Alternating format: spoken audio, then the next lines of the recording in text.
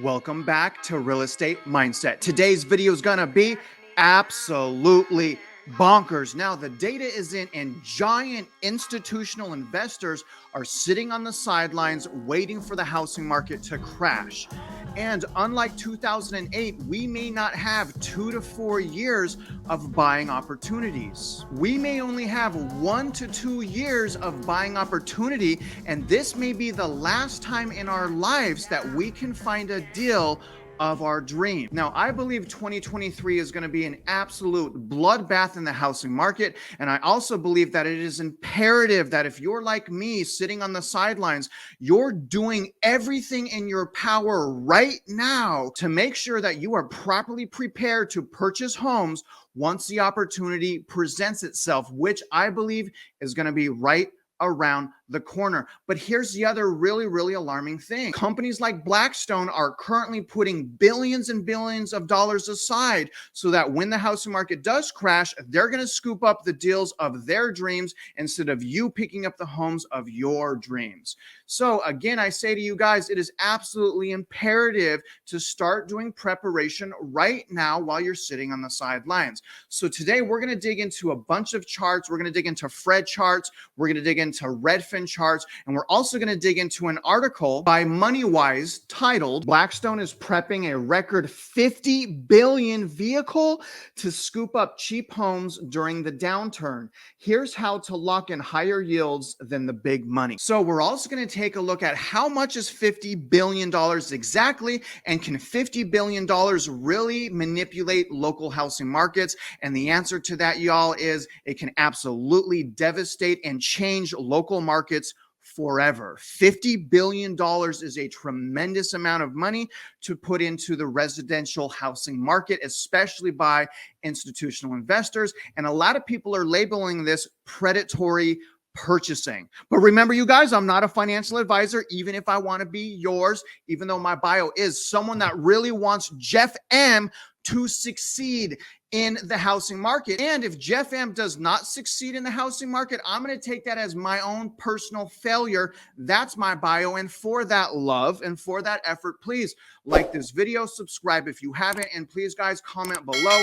Let me know what value you're getting from my videos so that I can continuously put out videos that you guys want to hear. Regardless, you guys, let's jump into this article and these charts right now. All right, guys, so this is the only paragraph I'm actually going to read because it's incredibly powerful. Let's get started. Residential real estate is arguably the most valuable and accessible segment of real estate asset class. Its popularity has driven a disproportionate amount of capital into residential real estate, particularly from institutional funds, pushing up valuations and pushing yields lower. And you guys, this is a huge problem in certain cities like Boise, Idaho. Real estate investment giants continue to buy up homes, something that is likely here to stay, even with higher mortgage rates. In fact, Blackstone is close to finalizing what could be the biggest traditional private equity real estate investment fund in history, according to the Wall Street Journal. In a regulatory filing last month, Blackstone said that it has secured $24.1 billion of commitments for its latest real estate fund called Blackstone Ruins America. I'm just kidding. Blackstone Real Estate Partners X. Combined with Blackstone's real estate funds in Asia and Europe, the company will have over $50 billion available for opportunistic investment. In the event of a market downturn, Blackstone will have plenty of capital to scoop up some attractive real estate bargains. I wonder if Blackstone knows something about the housing market crash that we don't know. But also, you guys, are you kidding me? The largest private equity fund for real estate in history? That is a signal to us. Either something needs to happen legally and legislation needs to be passed to curb predatory purchasing, or this is a sign of things to come. And like the article says, this is not going away. They've learned that single family residences, especially, and residential properties is a very wise investment. especially for big time investors that have a ridiculous amount of money. This is very, very, very bad, you guys. But the thing is, they're collecting $50 billion. And what I really want to do is I want to show you the power of $50 billion in our housing market. I want to show you that with $50 billion, you can essentially go in and drastically and possibly forever change almost any local housing market. And here's the thing, you guys, these people are greedy. So do you think that they're really going to do things in the best interest for the communities? I don't think that. I think that they're just trying to get profit. But what I really want to show you is I'm going to pull up Boise, Idaho, and we're going to look at Boise, and we're going to look at what $50 billion can do to Boise, Idaho. Take a look. All right, so here's Boise right in here. And I want to use Boise because Boise really got beat up as far as overvaluation during 2021 and 2022. So Boise got absolutely beat up. And I really want to focus on the possibility of what happened to Boise essentially happening anywhere in our nation. But first, what we have to do is figure out, what does $50 billion really do in a housing market? So what we have to do is take Boise's median sales price. So right now, Boise's median sales price is actually an even $500,000. So each house in Boise averages about $500,000, which means essentially Blackstone can purchase 100,000 houses. If the average sales price of a house, like in Boise, is $500,000, that means, pay attention to me, that means Blackstone can purchase 100,000 homes. So now let's look at how many homes are even in Boise. Is it 100,000 or is it less? Take a look. Okay, so here is their active inventory. And right now, guys, Boise has a little less than 4,000 units. So what does that mean? Okay, so they have 4,000 units in Boise. Blackstone can purchase 100,000 homes, which means Blackstone right now can purchase every single home in Boise and basically do whatever they want with it. They can hold those homes to increase value. They can rent everything out to increase demand for homes.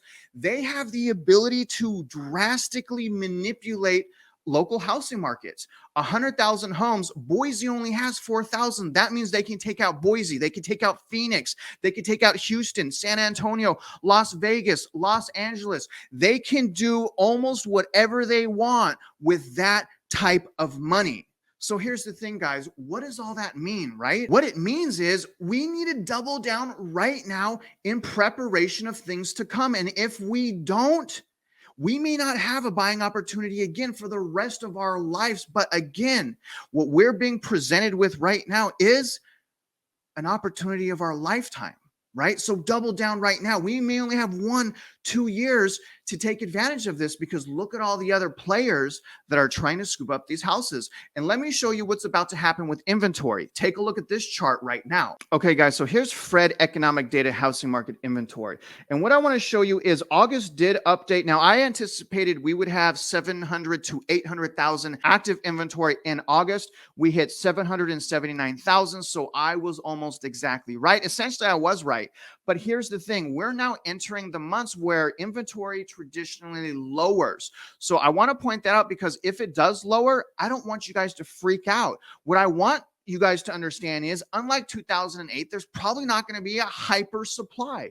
And if you look here in later years, this is 2017. After August, traditionally inventory goes down. Do you see that? Let's look at here. This is 2008. So it went down essentially almost after September, October, it went up slightly, but it started going down. Here is 2019. It started going down after July. Do you see that? Now here's August 2016. It started going down. Inventory started going down after August. So again, and look at the inventory didn't grow that much between July and August. So again, you guys, we are in a long-term inventory problem because we don't have hyper inventory right now. We may not get the length of buying opportunity that we did back in 2008, which, depending on the metro area, was 2 to 4 years of purchasing opportunity. That's why I keep telling you guys, I'm putting almost all of my eggs in the 2023 basket. Now, I'm doing an owner-occupied home or a primary residence home, which essentially means I don't want to time the bottom of the market. I don't think that the bottom of the market's going to be in February of 2023, which is my target purchasing date. But again, my primary residence, I don't need to time the bottom. And I don't suggest you guys do that either. I just want to get really far away from the peak. I want to find a deal that I absolutely love at a deal of a lifetime. All right. That's my goal. And if I find that in March or if I find that in December, so be it. The thing is I'm actively looking right now. Now, before I end the video, I'm going to bring on my channel once again, someone that I dearly love. He's actually my boss. All right. I'm going to bring him on because he's the divisional president at Amcap Home Loans. And I want him to talk a little bit about why doing due diligence up front is so important, especially to a first-time home owner. Russel, Calvert, sir, thank you for being on my personal YouTube channel. How are you? I'm doing great, Travis. How are you?